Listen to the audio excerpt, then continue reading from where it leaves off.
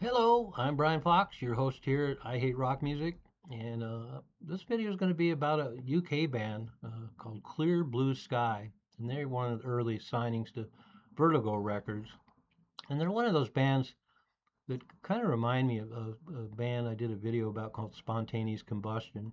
There's a lot of cool heavy riffs. The guitar player is really good. They're trios, but the singers are a little iffy. And I think one reason why the singers are pretty iffy in both Spontaneous Combustion and Clear Blue Sky is because they're so young. In this case, the band is John Sims on guitar and wrote most of the material. He's barely 17 when they did this record, so let that sink in. And then Mark Sheether on bass, Ken White on drums. And they were originally called Jug Blues, and thankfully they changed their name to Clear Blue Sky. Came out of London, and the band was around from 1969 to 1973.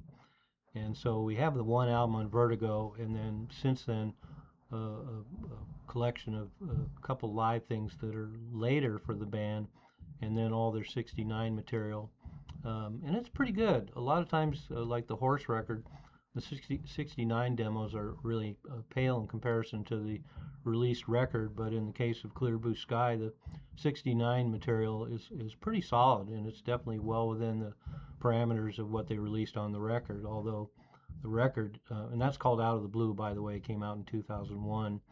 But as far as the Clear Blue Sky album on Vertigo, it was released in 1970. It's recorded really well. It's recorded at Island Studios, one of the first Roger Dean covers, and Patrick Campbell Lyons recorded it. So it's just really got a great sound to it, and a lot of the songs are really long. In fact, the opener called "Sweet Leaf," not the Black Sabbath song, but their own original, has a real heavy opening, and then gets into some great lead guitar work. So John Simmons, at a very early age, was a pretty solid guitar player, and then there's a lot of cool guitar overdubs.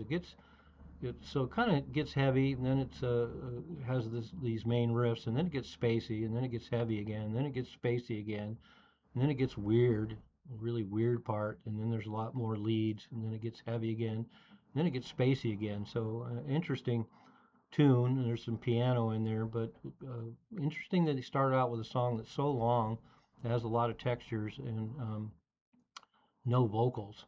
But after that, they get into the Rocket Ride, I'm Coming Home, You Mystify, Tool of My Trade, My Heaven, and Bird Catcher. And they're all really riff oriented, but with a lot of interesting, quirky arrangements. And that's one of the things I love. Once again, these odd chord progressions and quirky arrangements that kind of remind me of Spontaneous Combustion again. And then all the materials pretty long. And so there's I'm Coming Home is really cool because it's super heavy, has a lot of great soloing, and it even has some slide guitar overdubs and early BCS3 synthesizer on it, which is also reminds me of Spontaneous Combustion. But You Mystify Me is another one based on great riffs, super heavy, and some really weird heavy parts as well. And we all like weird heavy parts.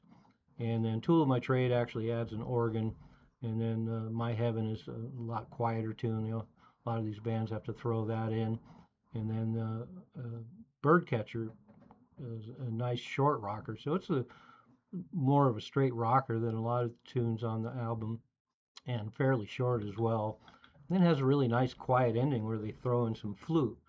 So it's kind of a nice touch to the end of it because for most of the record you get pummeled pretty good, and they got great riffs.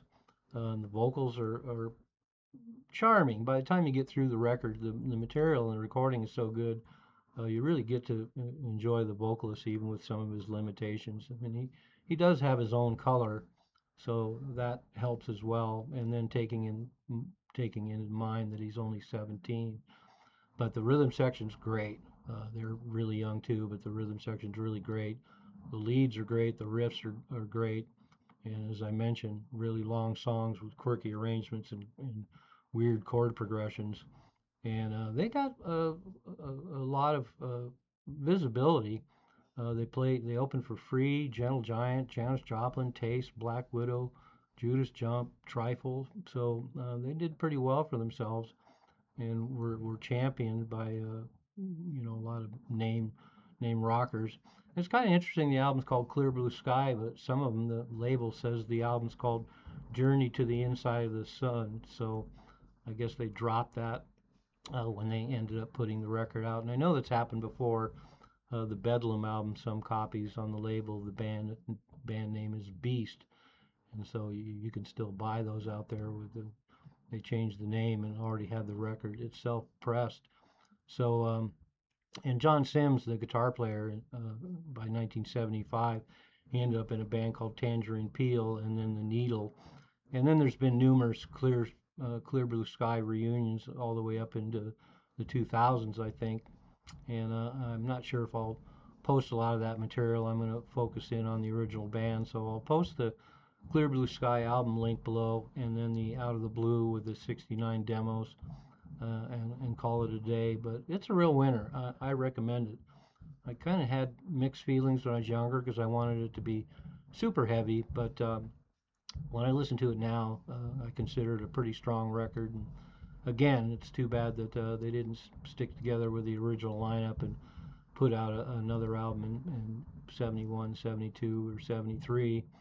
It would have been interesting to see John Sims develop, 18, 19, and 20.